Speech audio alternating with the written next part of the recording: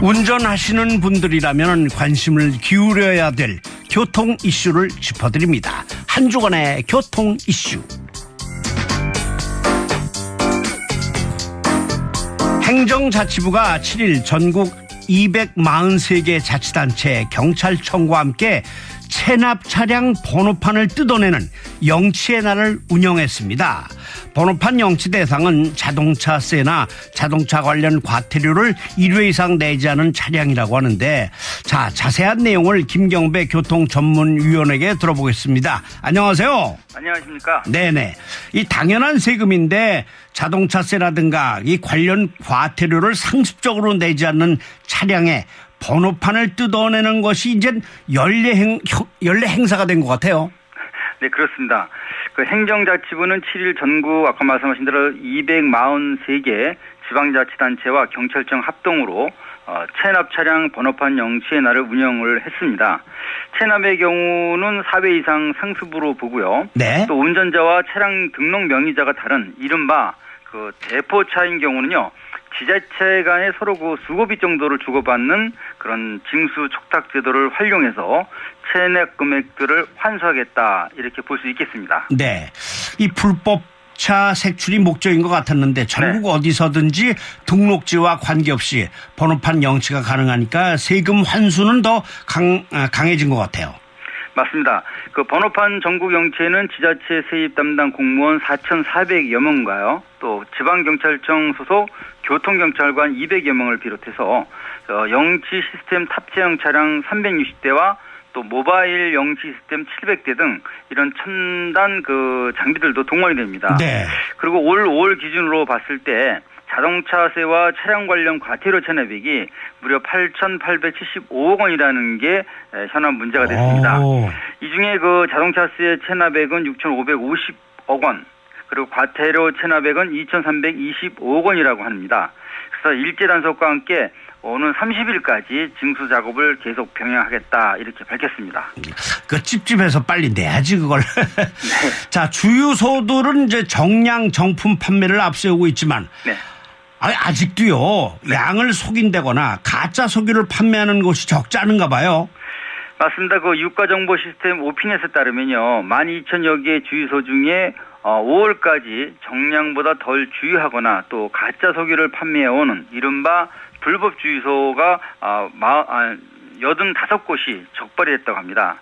이 중 그 불법 주유소 59%에 해당하는 쉬운 곳 정도는요, 가짜 석유를 판매했다고 하고요.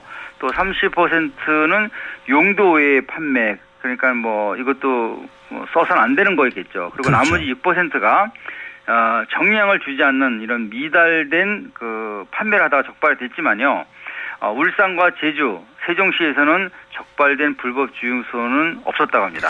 이 정유사가 직접 운영하는 직영 주유소에서까지 가짜 석유를 취급했다는 얘기인데, 네. 쉬쉬하다가 결국은 최근에 들어서야 공표했다면서요.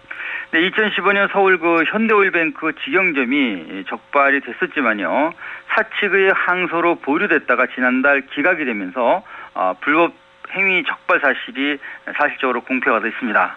직원의 실수로 경유와 등유가 섞인 채 보관했다는 주장을 해왔었지만 이게 이제 사실로 드러났고요.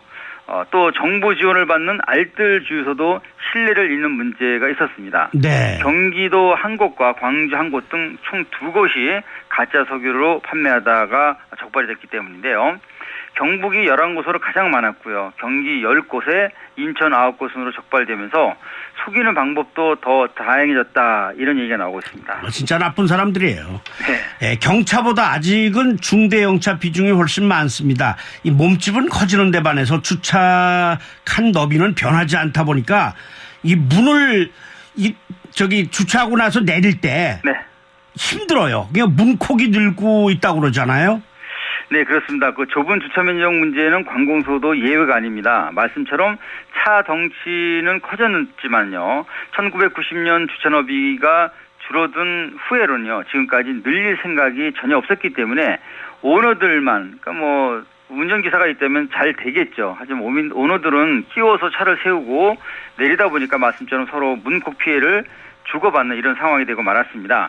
그래서 보험업계에 따르면 문콕 피해 접수건은요, 2010년 230건에서 2015년 553건으로 2배가 넘게 급증했다 이렇게 밝혔는데요. 네. 이용자의 부주의를 탓하기 전에 30년 가까이 변하지 않고 있는 주차칸의 규격이 문제의 핵심이라고 생각이 됩니다. 그렇군요.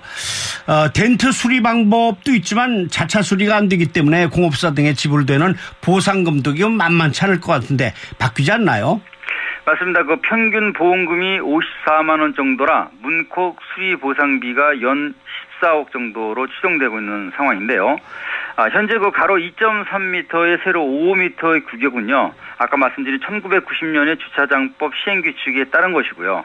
그리고 2.5m의 세로 5.1m의 크기는요, 2012년 7월 이후 만든 신규 주차장이 하나에서 적용되고 있습니다. 그래서 가로 1.8에 세로 1.9m인 이런 차폭으로 볼 때 최소의 개문 각도인 30도가 돼야 내리고 탈 수 있는데 이렇게 열 수 없다는 게 현실입니다. 그리고 다세대 주택 주차칸은요, 2.13m에 불과한 현실이기 때문에 국토부가 3개월 후에 이에 대한 입법 예고를 준비해서 발표하겠다 이렇게 준비하고 있는 것으로 알려지고 있습니다. 네, 김경배 교통위원 오늘도 수고 많이 하셨습니다. 예, 고맙습니다. 감사합니다. 고맙습니다.